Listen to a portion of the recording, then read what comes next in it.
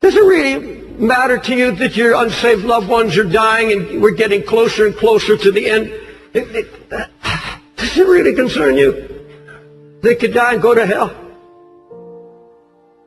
Even though you're a lover of Christ. Where's the anguish? Where are the tears? Where's the mourning? Where's the fasting? Closer than that? Does it matter about the Jerusalem that's in our own hearts? But one of the really sad things about this moment right now is that there are hundreds of you in this crowd who do not want your life to make a difference. All you want is to be liked. Maybe finish school, get a good job, find a husband or a wife, a nice house, a nice car, good vacations, grow old healthy, have a fun retirement, die easy, no hell. And that's all you want. You don't give a rip whether your life counts on this earth for eternity. And that's a tragedy in the making. And I get 40 minutes to plead with you, don't buy it. With all my heart, I plead with you, don't buy that dream. I just want to be an ordinary Christian. I don't want to carry this kind of a burden. I don't want to have to weep over my family anymore. I'm just going to take it by faith. You see, you either walk away and go back to your passivity and say, I'm just going to be an ordinary Christian, and there's no such thing. No anguish, no fasting, no prayer, no brokenness. Let's just do it. Our so-called awakenings, our stirrings, last but a short time, and when the short-lived revivings and awakenings come from the hand of God, they are so short-lived, and in those times we promise God we'll never return to our passivity, that it's not long, it's just weeks or months and we're back, and this time we slip further back into passivity than when we started. I speak from experience. And we say, this time, oh God, you've touched me for life. I'll never be the same. And it's like fireworks. A loud bang and a lot of noise, and then it dies. That's all the devil wants to do, is get the fight out of you and kill it. So you won't labor in prayer anymore. You won't weep before God anymore. You can sit and watch television and your family go to hell.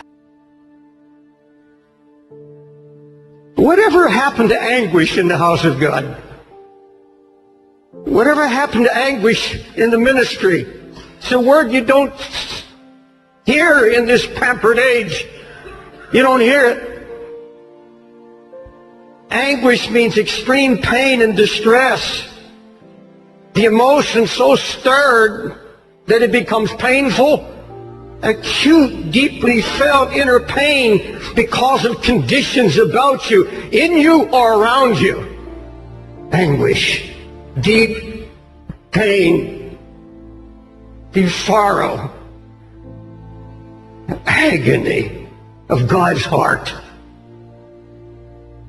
A true prayer life begins at the place of anguish, a place where lifetime decisions are made. You see, if you set your heart to pray, God's going to come and start sharing His heart with you. He's going to open up His heart, and I'll tell you, there's pain in His heart. But He sees, and so few to hear. He's going to show you the condition of His church. He's going to show you the condition of your own heart, and He's going to ask you a question. What is it to you? What is it? Why didn't God use them in restoration? Why didn't they have a word? Because there was no sign of anguish. No weeping. Not a word of prayer. It's all ruin. If it has not been borne by the Holy Spirit, where when you saw and heard of the ruin, that drove you to your knees, took you down into a baptism of anguish where you began to pray and seek God. Then finally coming for street rallies here in the city and walk in the streets and then wind up on 42nd Street and see them selling a kind of heroin would kill you. Say, I've got the good stuff, it'll kill you. And I remember breaking down, and it didn't matter the crowds going by. I sat on a fire hydrant tape on the side of a building and wept. And I was in anguish. I was in anguish 4 blocks from here on Broadway, weeping and crying and wailing. I wasn't looking for a ministry. I wasn't looking to build a church. I was feeling God's pain for a lost city. And I've never had anything that's been any worth to God in my 50 years that wasn't born in agony. Never. Never. It's all been flesh otherwise.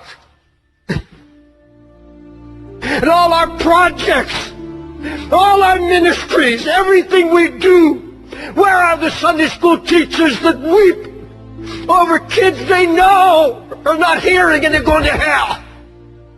And I cry, oh God, where are the voices? Where are the people that cry out against it? Where are the praying people? And I say, God, whatever it takes, whatever it takes, keep me on my knees. There's going to be no renewal, no revival, no awakening until we're willing to let Him once again break us. God, that's what we desire.